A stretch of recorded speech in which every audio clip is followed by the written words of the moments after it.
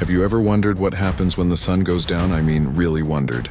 We see it sink below the horizon, painting the sky in fiery colors, and we just assume it'll be back tomorrow. But in ancient Egypt, they didn't take that for granted. For them, every single sunset was the beginning of a terrifying life-or-death battle. This is the story of Ra, the mighty sun god, and his nightly journey into the underworld, a place called the Duat. You see, Ra didn't just disappear. He traded his glorious sun barge, the Manjet, for another boat, the Mesektet, the night barge. And with a crew of other powerful gods, he would sail not on water, but on the dark, treacherous river of the underworld. His mission? To bring light to the souls of the dead, and more importantly, to survive until dawn. Because waiting for him in the deepest, darkest part of the Duat was his eternal nemesis, a creature of pure chaos and darkness. Not a man, not a monster in the typical sense, but something far worse. A serpent, a colossal serpent of unimaginable size, whose roar was the thunder and whose scales were the storm clouds. His name was Apep, the Serpent of Chaos. The Eater of Souls, Apep's one and only goal was to swallow Ra and his barge, plunging the entire universe into eternal darkness. He wasn't just a physical threat, he was a metaphysical one. Apep represented the end of everything, the uncreation of the world. And every single night, without fail, he would attack. Imagine this scene. Ra's boat, the only source of light in an infinite blackness, gliding silently. Suddenly, the waters of the underworld begin to churn. A hypnotic gaze, powerful enough to paralyze gods, fixes on the barge. That's Apep's first attack, his stare of chaos. But Ra wasn't alone. On his barge stood Set, the god of storms, and ironically, chaos himself. Set, with his mighty spear, would stand at the prow, his strength a direct counter to Apep's power. He'd shout challenges, breaking the hypnotic spell.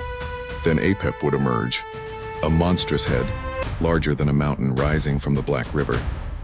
His roar would shake the very foundations of reality. He'd try to swallow the river itself, to strand Ra's boat on the sandbanks of the underworld. The gods on board would fight back with everything they had. Thoth, the god of wisdom, would use powerful magic. Isis would cast spells of protection. But the main defense, the raw, brutal force, was always Set.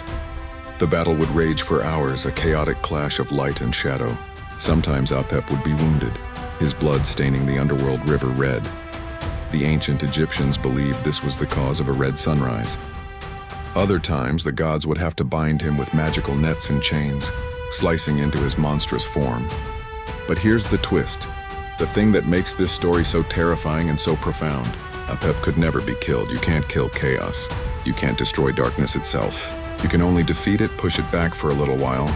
Even when he was cut to pieces, he would reform, ready to attack again the very next night. He was the serpent that never dies. So every night Ra had to win. Not just once, but every single time. And after hours of this cosmic struggle, bruised and battered, Ra's barge would finally reach the eastern gate of the underworld. He would emerge, transformed and reborn as Khepri, the scarab beetle rolling the sun disk before him. He would climb into the sky, once again becoming the mighty Ra, flooding the world with light and life. The people of Egypt would wake up, see the sunrise, and breathe a sigh of relief. Ra had won. They had been granted another day. This wasn't just a myth to them. It was the fundamental truth of their existence. It explained day and night, life and death, order and chaos. It taught them that chaos is an eternal, unavoidable part of the universe. It can't be destroyed, but it must be confronted every single day. So tonight, when you see the sun go down, maybe take a second. Think of the old god and his night barge, setting off on his perilous journey. And when you see the sunrise tomorrow, remember the epic battle that was fought in the darkness, all so you could have the gift of a new dawn. Part 2. Osiris, Isis, and the Birth of Death. All right, picture this, ancient Egypt. A golden age ruled by a king so beloved, so just, that the land flourished under his reign. This wasn't just any king, this was Osiris, the god king, the bringer of civilization. He taught humanity agriculture, law, and how to worship the gods. His kingdom was a paradise on earth, and by his side was his queen, his sister, the brilliant and magical Isis. They were the ultimate power couple, ruling with love and wisdom. It was perfect, a little too perfect. You see, not everyone was a fan. Osiris had a brother, Set, and Set was consumed by jealousy. While Osiris was celebrated, Set festered in the shadows. He looked at Osiris's perfect kingdom, his adoring wife, his people's love, and all he saw was everything he didn't have. That envy twisted into a dark, venomous hatred, and he began to plot. Set's plan was as clever as it was cruel. He commissioned a magnificent chest, a sarcophagus, intricately decorated and made from the finest wood, tailored to Osiris's exact measurements. Then he threw a lavish banquet, a party for the ages, and invited all the gods, including, of course, his brother Osiris. As the night wore on and the wine flowed, Set unveiled his masterpiece. "Behold," he announced, "this exquisite chest will belong to whoever fits inside it most perfectly." One by one the gods tried. One was too tall, another too broad. They laughed, thinking it was just a fun party game. Then it was Osiris's turn. He lay down inside the chest and it was a perfect fit. He smiled up at his brother, but the smile vanished from his face as the lid slammed shut. Before anyone could react, Set and his co-conspirators sealed the chest with molten lead and hurled it into the Nile River. The current carried the chest, now a coffin, out to the Great Sea. The Golden Age was over. Osiris, the beloved king, was gone. And with his murder, Set introduced a terrifying new concept into the world: death. But he underestimated Isis. This wasn't just a grieving widow, this was the goddess of magic. Her despair was matched only by her determination. She would not let this be the end. Disguising herself as an old woman, she began a desperate search for her husband's body. Her journey was long and agonizing, leading her across lands and seas, following whispers and rumors. Finally, her quest led her to the distant city of Byblos.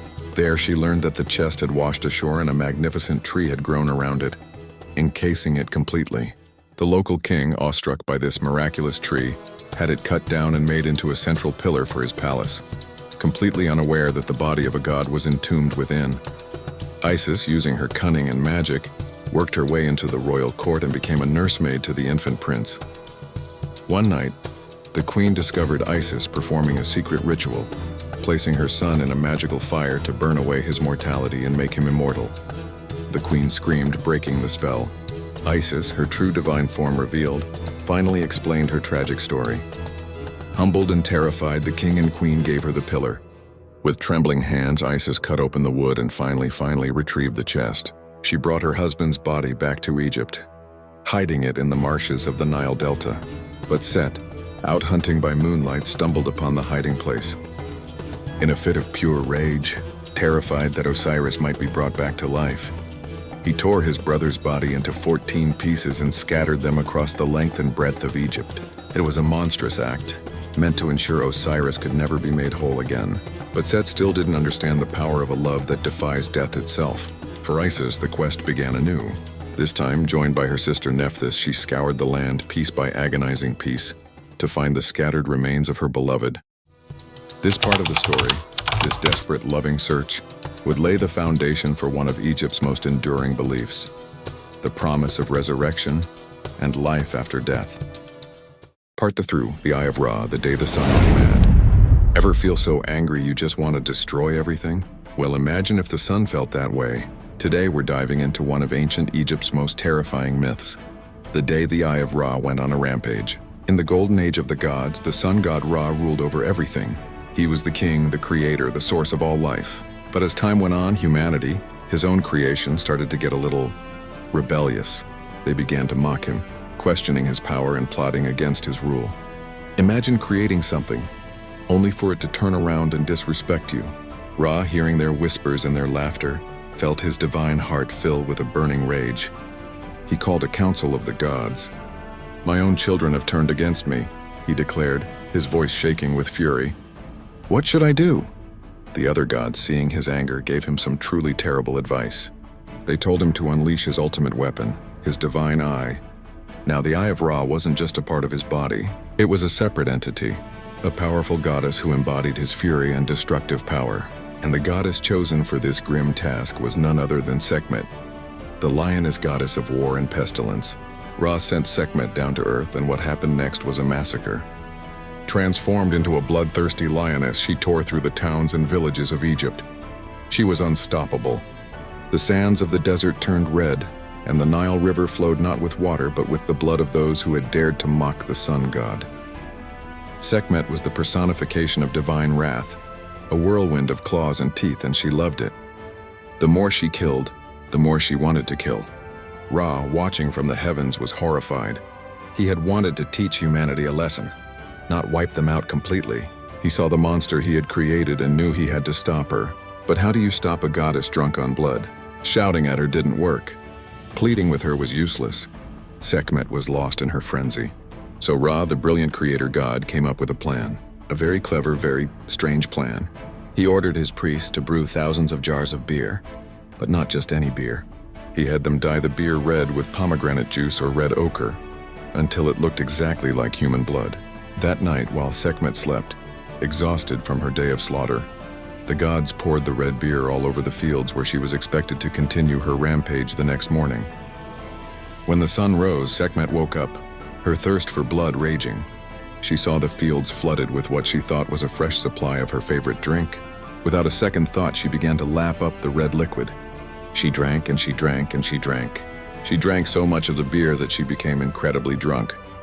The mighty, terrifying lioness goddess collapsed in a drunken stupor and fell fast asleep. When she finally woke up, her bloodlust was gone. The rage had subsided. In her place was a new, gentler goddess. Ra had saved humanity. He had tricked his own eye, his own fury, and transformed the lioness of war into Hathor, the cow goddess of love, joy, and celebration. From that day on, the Egyptians held a festival of drinking in honor of Hathor, a celebration of how a clever trick and a whole lot of beer saved the world from the day the sun itself went mad. It's a wild story that shows that even for the gods, sometimes the only answer to overwhelming rage is to just chill out. Epilogue. The eternal cycle. From the endless struggle of Ra, to the death and resurrection of Osiris, to the fury and forgiveness of Sekhmet, the Egyptians saw one truth. The world endures because balance endures. Light falls and rises again. Life dies and returns renewed. Even the gods must fight to remember who they are. And perhaps that is the oldest wisdom of all, that within each of us the sun still sails through the darkness every night, to be reborn with the dawn. For as long as Ra rises, hope is never lost.